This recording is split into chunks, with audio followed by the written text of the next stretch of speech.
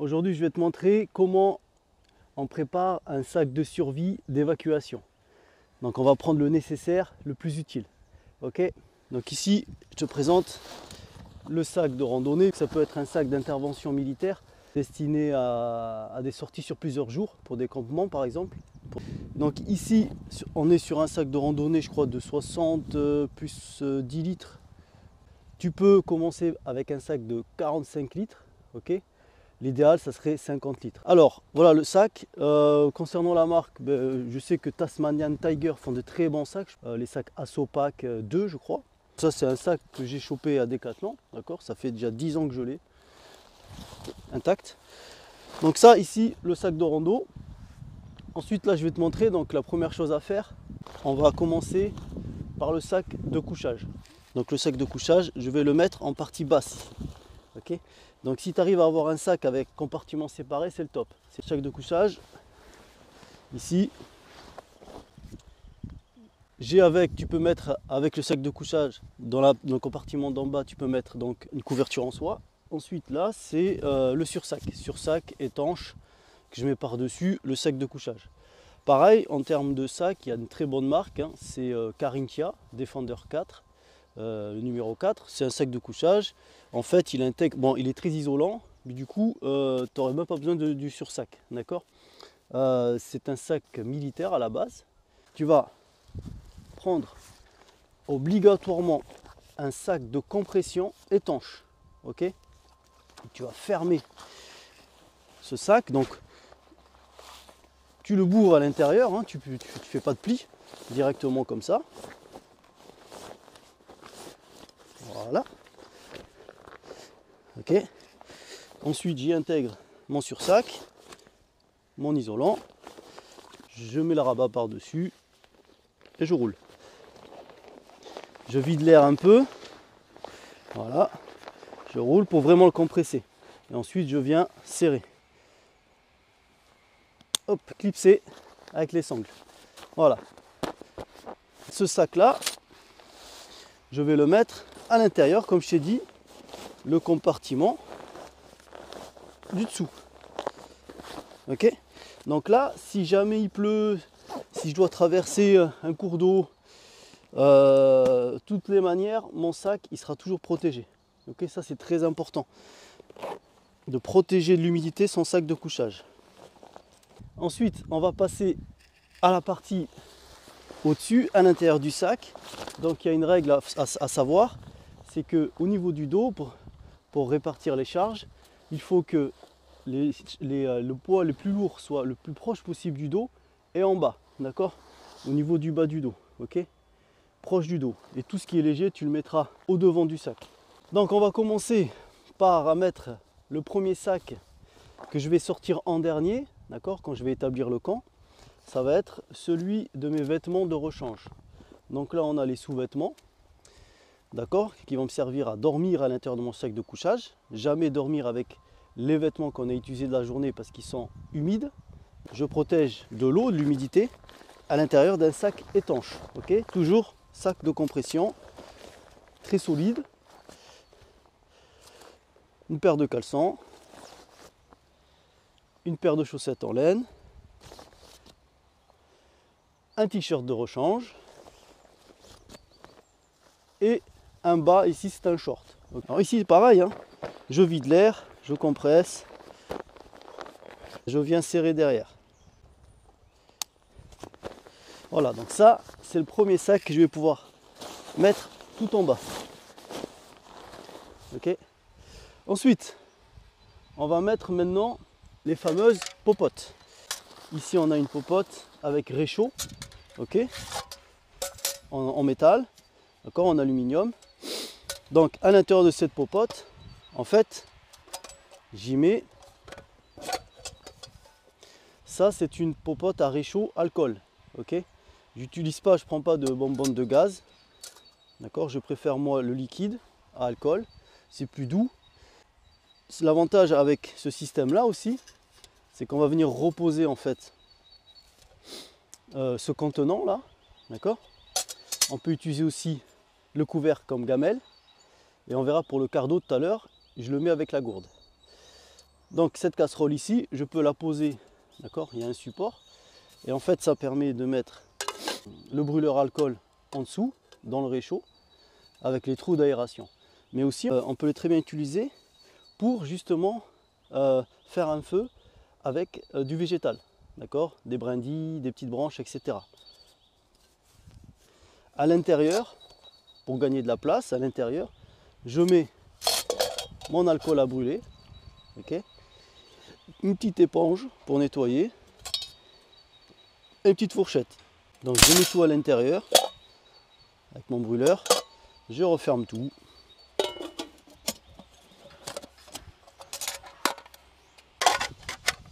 Une autre chose que je mets dans le sac, ça va être un contenant. Okay, donc ça, un contenant très léger en aluminium. Ça peut toujours servir, okay, soit pour y mettre des aliments, ou bien quand tu pars en collecte, en cueillette, tu peux mettre des plantes sauvages, des baies, etc. ou des fruits. Donc ça, vu que c'est un peu plus lourd, je vais le mettre au fond, près de mon dos. Au fond, près de mon dos. Okay. Ensuite, j'ai un élément à ne pas négliger, à apporter absolument, c'est la poche d'eau. Donc, il y a la poche d'eau, il y a la gourde. Okay. La poche d'eau, elle va contenir beaucoup plus d'eau. D'accord. La gourde, ça va servir d'appoint. Et la poche d'eau, ça va servir à s'hydrater, mais aussi à nettoyer la vaisselle ou à se doucher. D'accord. Avoir toujours constamment de l'eau. Donc, c'est très important. Ici, cette poche d'eau, en fait, je vais la mettre sur la poche dorsale, ici, à l'intérieur. Je la mets à l'intérieur, je la glisse à l'intérieur. Okay. Ensuite, j'y mets, si j'ai de la place, toujours dans cette poche là, le petit ceinturon. Donc je vais te montrer à la fin de la vidéo à quoi sert ce ceinturon. Je le fais glisser. Ensuite, là, on va attaquer les petits sacs. Alors, qu'est-ce qu'il y a à l'intérieur? Ces petites sacoches. Alors, on a ici, c'est la sacoche des effets chauds. Donc, qu'est-ce que tu mets dans cette sacoche? En fait, tu vas mettre un bonnet, ok. Ici, un tour de cou et des gants, d'accord. Les effets chauds. Souvent, quand tu es en extérieur, d'accord, les écarts de température sont très grands. Cette sacoche-là, bon, c'est la marque Tasmanian Tiger.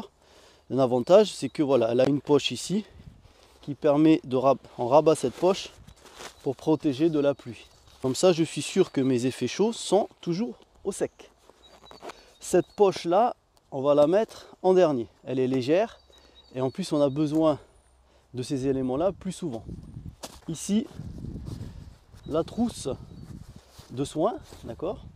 Donc, c'est pour l'hygiène corporelle. Donc, à l'intérieur, tu mets une serviette en microfibre, très compacte, okay, qui absorbe très bien l'eau, du liquide savon de Marseille, okay, avec une éponge grattoir. Moi, je prends essentiellement donc ciseaux, coupe-ongles, peigne, le petit miroir. Et pour mes dents, je prends toujours un bâton de siwak. Voilà. Donc ça, pareil, on l'utilise quand on établit le camp. Donc on sort tout ça au dernier moment. Je le place le plus bas possible. J'ai ici ma trousse de survie. C'est une sacoche.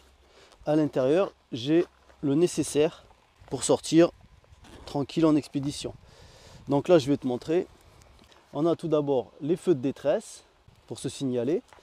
Ici, j'ai mis dans cette petite boîte hermétique un kit de pêche, hameçon, plan, attache, fil, etc.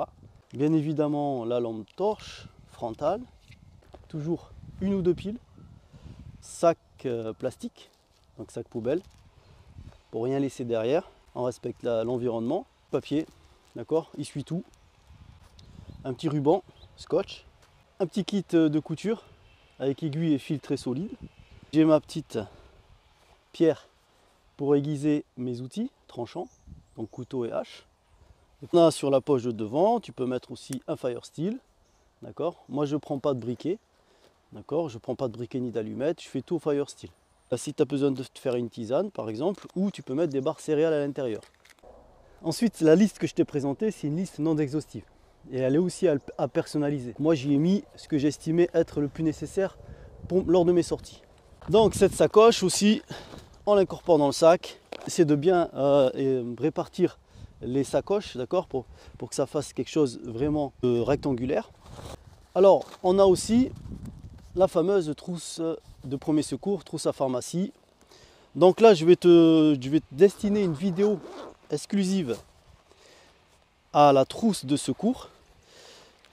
Voilà.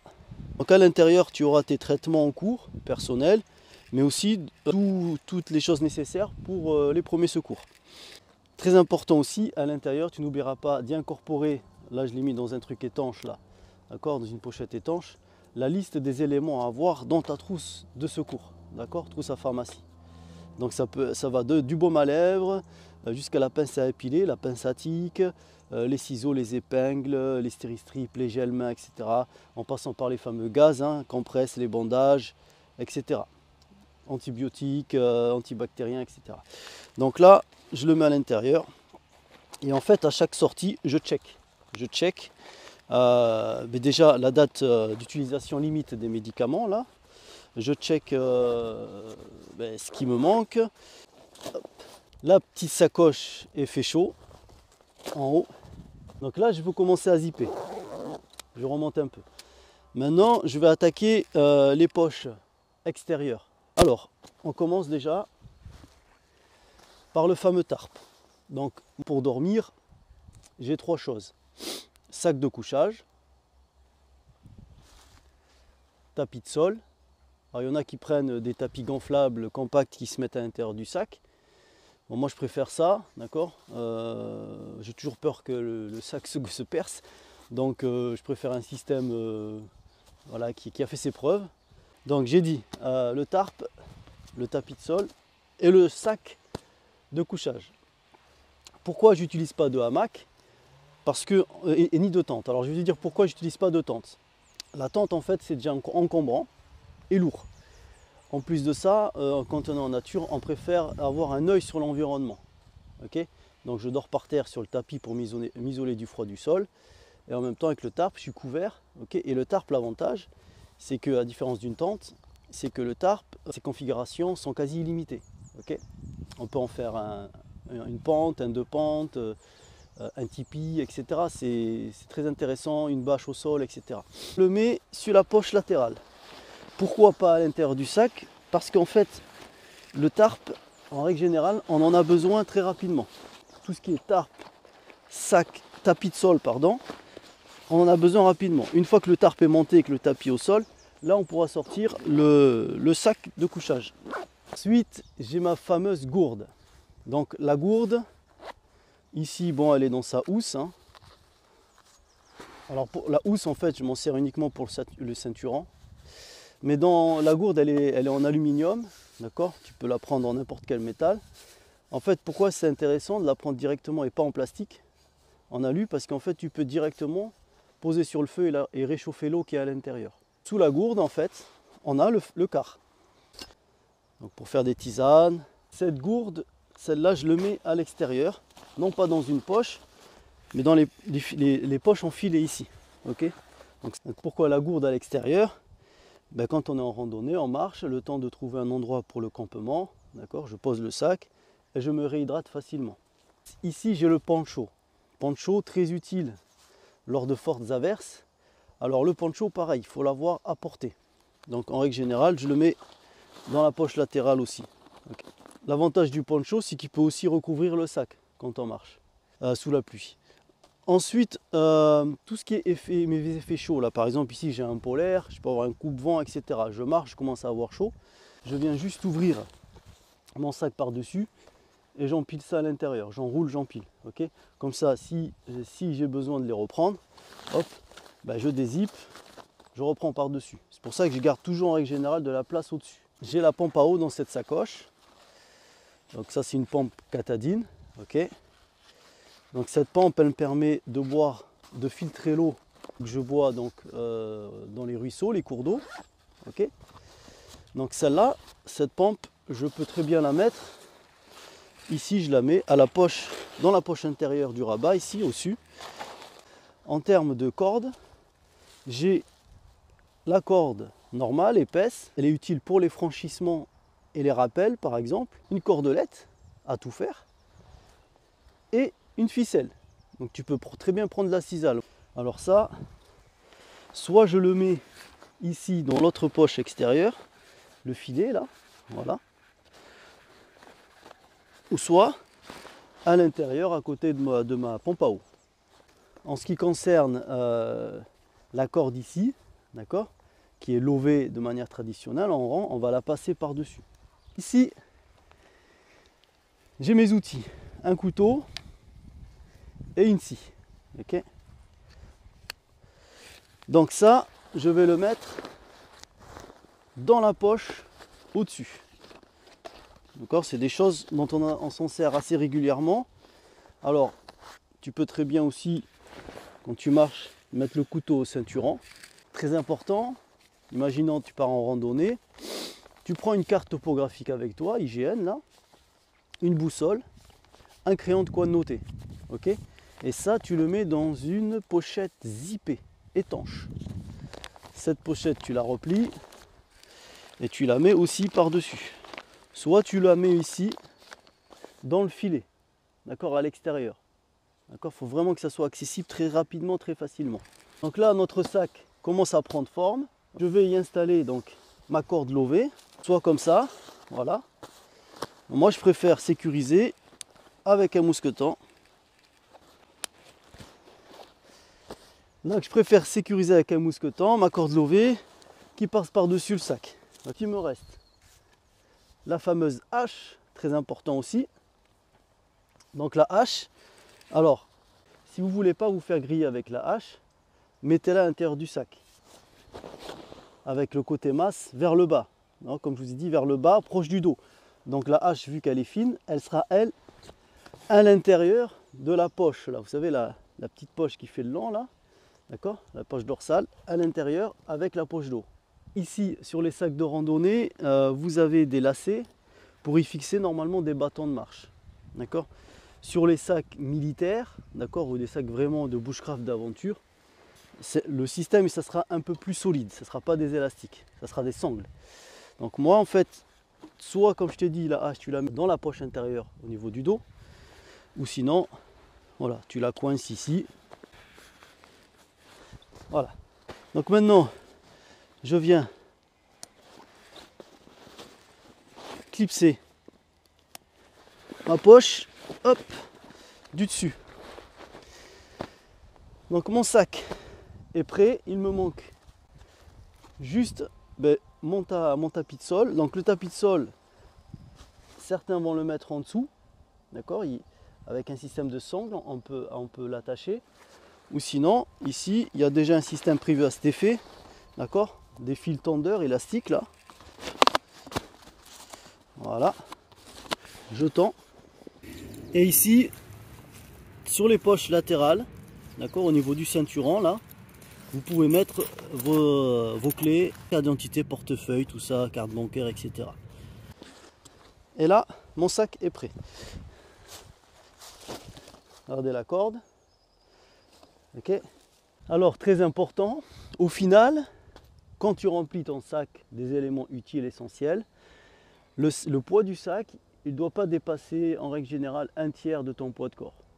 Donc moi ici je l'ai pesé, il est à 12 kg, c'est très bien. Alors tout à l'heure je vous ai parlé du ceinturon. Donc ça en fait quand tu es en campement, tu vas laisser les grosses affaires au camp et quand tu vas vouloir prospecter ou collecter, tu prendras le nécessaire, ok, de manière à rester léger. Donc il y a des gens qui utilisent le ceinturon, il y a deux écoles. Ou d'autres personnes vont prendre un petit sac, un sac de 20 litres par exemple. Ce petit sac, on l'enroule facilement et pareil, on l'incorpore à l'intérieur vide. Tu vas prendre, donc comme je t'ai dit, ton sac de survie, ta sacoche de survie, ta sacoche d'effet chaud, ta gourde avec le quart et ta trousse de soins. N'oublie pas aussi d'y mettre ton poncho. Toujours celui-là, il t'accompagne. Le poncho peut servir donc à se protéger de la pluie, mais aussi de bâches et de petits tarpes. Okay, beaucoup d'utilité avec le poncho. Donc ici, je passe ma petite sacoche, ma ceinture D'accord? Au niveau des attaches, là, j'ai passé tous mes éléments, tous mes petits sacoches dans la ceinture.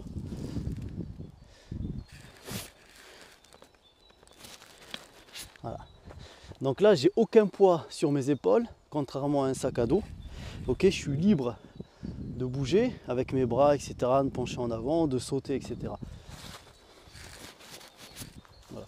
Et j'ai tous mes éléments à disposition. Ma gourde, ma trousse de survie avec mon fire steel, etc. D'accord? Donc je peux par exemple partir loin du camp, à quelques kilomètres, et revenir en toute tranquillité ici. Je te remercie d'avoir visionné cette vidéo qui était consacrée à la préparation d'un sac de survie et d'évacuation. À très bientôt pour de prochaines vidéos. N'hésite pas à liker la vidéo, à t'abonner à la chaîne, active la petite cloche pour être notifié à chaque nouvelle vidéo sur le sujet, bien évidemment, de la survie, du bushcraft, mais surtout des techniques primitives et du réensauvagement.